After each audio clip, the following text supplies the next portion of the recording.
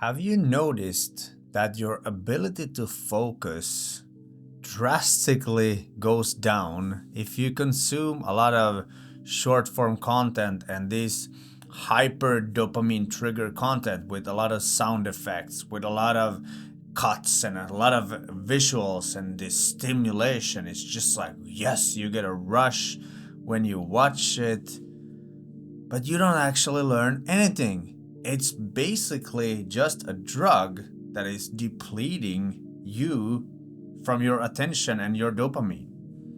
This is what this video is going to be about, and my intention with this video is to remind you and also remind myself of the importance of actually carving out time and space for deep focus, for deep attention into a single subject. You could call it flow state. And in the modern world, there are so many people who are just suffering because they are so addicted to this cheap dopamine that is everywhere. In this video, I will remind you and walk you through a little bit of why it's depleting you and why it's actually almost impossible to learn stuff from these fast-paced videos with a lot of these triggers, sound effects and cuts and visuals and effects and transitions. I don't know about you, but I can't even watch some of these videos anymore that I used to think were cool because I just get so overwhelmed. It feels in my body that it's just like I get like tensed up, and it takes away from the ability to learn. And I don't know about you, but I'm definitely here to grow and learn and actually implement what I learn. So let's jump into the video. So the biggest trap here is the dopamine addiction. We get dopamine from novel things, from new things, and from exciting things. That's our brain's reward system. But too much of anything can make you an addict. That's an old song from Exhibit. And I think it's so true. Too much of anything, even if it's just tiny things, sound effects, and all these visual triggers. Oh, exciting ideas. And fast.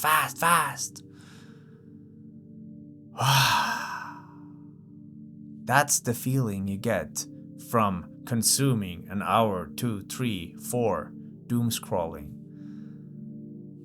You wake up and you're still depleted. I've realized this a lot of times in my life. It's been this up and down. I start consuming a lot of content and just like indulge in this pleasure of consuming content and assuming that I learn. But in the end, I just feel totally depleted. I get super tired. And then I wake up the next morning and I just feel like shit. And that's because the dopamine system in your brain, it actually raises the tolerance, and at some point the tolerance becomes so high that the brain has to go into overdrive to actually be able to get this dopamine, to get that hit. It's the same with drugs. It's the same with video games. It's the same with anything that is this dopamine triggering thing. And the modern world, the way business is built, is that these companies get profit from people's attention. The more people use something and give their energy and attention to something, the more money these companies are able to make. So they are designed by default to deplete you. They are designed to make you addicted. And now we have most of our kids addicted to these. I have a 4-year-old who rather wants to watch TV and these fast-paced shows than just play with some boring toys. And one of the biggest issues here is that the dopamine becomes the goal, the hit becomes the goal, and that's when any achievement or any striving for any bigger goal becomes meaningless. And people are just, yeah, I just want the next hit. I just want the next Instagram reel. I just want this fast-paced YouTube video because I need it. I'm shaking. I need the fast pace. What if your life becomes so much better when you slow down, when you take it easy, and you let your brain rest? You lower the baseline of dopamine. You lower the tolerance you need to feel good. So let's look at learning and what it is that makes you actually learn. It's depth. It's repetition. It's actually contemplating, sitting with one single idea and creating depth. That's where you will actually start to embody the learning. Otherwise, it's just like a working memory thing. There's a thing called working memory, and it's basically, from a computer world, it's the RAM memory. It's this fast memory where you can input something into that memory, and once that is full and you start to process it, then you can put it into the long-term memory, the storage unit. The problem if you just input more and more and more and more to this working memory, it will never have a chance to put anything into the storage unit. That's why people who are just addicted to the dopamine, they don't remember anything what they have watched. They have no idea. Think about yourself today. You've probably watched like 5, 10, 20 reels. What were those reels? What was the information the creator tried to give you? What was the main point? Why you watched it? I can almost with certainty say that you have no idea, or maybe you remember a tiny bit of it, but you don't have any way to implement it. You don't embody it. You're not interested in going deeper and researching that topic. And this is the whole point. You will never learn anything if it's just surface level ideas. You can have 100, 1,000,000 ideas. It doesn't matter if you never start implementing it, if you never take it to pen and paper, if you never start working on those ideas. It's useless. And the thing with the brain is that the brain is neuroplastic. That means that you can rewire your brain and it changes every day. And even if you think that, yeah, I was really good at focusing when I was 20 or 10 years ago or 5 years ago, I know that I can do it again. The thing with neuroplasticity is that it takes away from the old wiring and creates new wiring. So even if you were the best at focusing and giving your attention to one single skill and going deep in that, it may be that you have already changed your brain in a way that only tries to look for this cheap dopamine, this cheap satisfaction, this surface level. And even if you try to go into deep focus mode, you will find that it's really difficult. So what this means is that most of us have to train this deep focus skill again. And here comes awareness. We need to become aware of our current situation. Oh, I really am bad at focusing. And I admit, I am at that situation. That's why I'm researching this topic more. That's why I'm digging deeper into this, because I understand that what I want to achieve, what I want to do in my life, this cheap dopamine thing, playing games or watching videos with fast pace that is depleting me, it won't help me get to where I want to go. And that is why I've already implemented and I've tried out some of the things that I'm sharing in this video, because I know how it alters me, how I wake up in the morning, how better I feel if I start my morning with a different way. And to be honest, I also want to live in a world where people have more depth. I want to be in an environment where it's not just about these quick things, because I like deep conversations. I like to really contemplate and think about stuff and go deep and have these deeper conversations. But if everyone around me is just like quick, quick, quick, quick, quick, I want these drugs, I want these hits, it doesn't work. So, yes, I have selfish intentions here because I know that it's good for you too. If you can really embrace this and maybe try it out, maybe take a one-man challenge to actually try to lower the level of your dopamine need and try to be bored again. Try to focus on a book, read it physically, and see how that changes your life. One of the hardest things when you make the decision to, yes, I'm gonna start focus again, I'm gonna start learning again, I'm gonna reset my nervous system and my dopamine reward system, what happens is that there will probably be anxiety. There will be these withdrawal symptoms because you are so used to getting the hits. And this is what you need to go through. You need to kind of be patient. You need to actually decide to stay away from the drug and take the symptoms and sit with them and realize that, wow, what a powerful thing this device and this social media and all these like dopamine machines we humans have built, and how little responsibility most people take of these.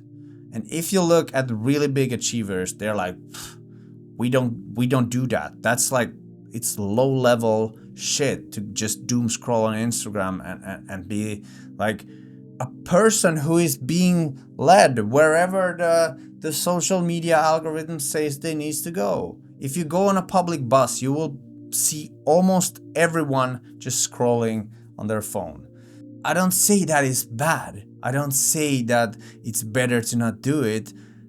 I just want to be the reminder that, hey, there is more depth, there is more joy in just focusing and achieving things that you actually put your full attention into. Because we all know it, we all have done it before this social media craze began, and now it's just a competition of who can make it more faster, who can make it more like appealing, who can make it more addicting. We all know what it feels like to actually focus on a project and put our everything into it. That's the crossroad I'm taking, and I invite you to join.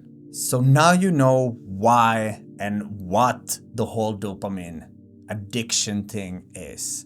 And now let's look at how you can solve this and with practical ways. I am not an advocate of just giving you information, because I want it to be rooted in something real, something that is practical, something that I have embodied.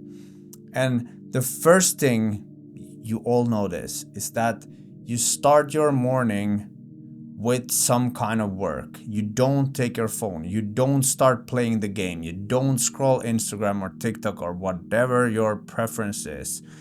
You start some kind of work, a project or something. And even if you work for someone else, try it out. Go to work without checking your phone and see how much better that day will go. See how much more energy and attention and focus you have to the things you actually do at work. Okay? This is the thing that most people know and you just need to be reminded of. The second thing, and this is a funny one because I fall for this all the time. Don't take your phone with you when you go to the toilet. I promise you, you will not spend so much time in the toilet without the phone. You will realize, like, why am I sitting here just scrolling or doing something, and then you wake up after 15 minutes and you're like, yeah, my legs hurt, and okay, now I need to get out. It's like it's hard to do, to leave the phone outside. It's like you get this, oh, but I might get bored, and that's another thing. I think we're actually afraid of being bored, and that's one of the illusions that we have that we need to break.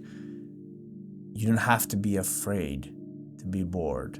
And when you start to sit with the boredom, you will actually find so much more from yourself, from the inside, your ideas, what you actually want to do, what your purpose might be, all these things, just when you start creating boredom for yourself. Okay? The third advice that I have is to stop looking at any screen 2 to 3 hours before bed. And you probably know this too. What I've found that is super helpful is audiobooks or just listening to podcasts. That actually gives me a sense of, oh, I can calm down. I can calm down my eyesight, that is the biggest sense. And when I'm not stimulated through the eyes, it's very much easier to go to sleep and to relax and to have such a better sleep. It's incredible. I go to sleep earlier because I kind of get bored. I'm like, yeah, okay, I don't want to listen to this anymore. And then I'm just like, okay, I'm just going to go to sleep. But if I scroll on Instagram and play a game until I go to sleep, I go to bed, and it's going to take at least an hour for me to fall asleep. So that's another thing. And the fourth point is to start consuming things with less of these dopamine triggers, less of the sound effect, less of the editing, less of all these things that are meant to keep your attention, and they grab your attention. And people even teach how to keep the attention and grab the attention because the attention span is weakening in people. We can choose to watch slower paced content. That's one reason why I don't even want to create content with these fast cuts and all these visual triggers and sound effects and stuff like that. I've been editing for the past 20 years. I know exactly how it's done, but it just feels like I don't want to be supporting that because I know how much it's ruining people's lives. And if we can start to listen to podcasts more and listen to slower paced videos and not go to doom scroll and do that because we are bored or we feel that, oh, now I need something because I worked so hard. It's just going to deplete you even more. It doesn't really help. So these 4 things: the morning, the toilet, the evening, and then what type of content you are consuming. And when you do these 4 simple steps every day, you will naturally start to want to focus on things. You will naturally start to read books, listen to audiobooks, listen to podcasts, and really think about it. And the bonus that I would say everyone should do is journaling, because journaling is like talking to yourself. It's the cheapest way of therapy, and it's one of the most effective things to actually get to process your negative emotions and let go of things and see things from a new perspective.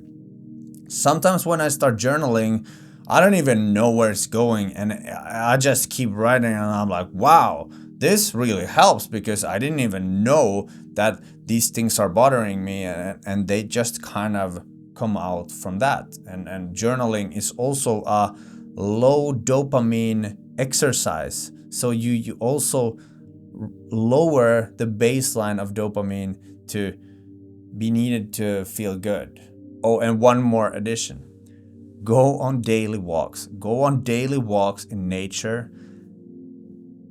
what happens is that when you go outside and you have a long perspective, you see out into the field, the broad perspective, to far away, that gives your brain different cues also. It kind of relaxes, and then the forward movement, it drops anxiety, and if you think that you're moving in a field, you will encounter new energies, you will get new ideas, and you will just relax, and that's another way to really tap into new ideas and to improve the focus, because you are essentially recovering when you're just walking in nature. So make that a daily habit.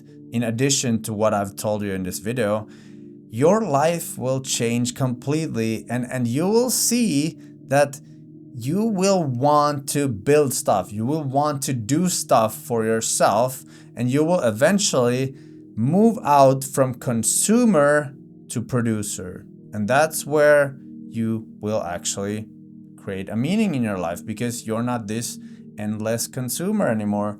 You start to actually create something. And you need to remember, there's nothing wrong with you, and you can always change. And when you start with tiny bits and pieces, you will eventually climb the whole mountain. You take baby steps, then you go. You keep going, and you don't fall for the trap of these cheap dopamine tricks that people basically just want to steal your attention so that they can realize their dreams. Slow down, take a deep breath, and decide where you want to go in life. And read a good book. And if you really want to find out 5 of the best books that I've ever read, you can check out this video right here where I explain why you need to read these, what the outcome will be for your life, and just why they're so great.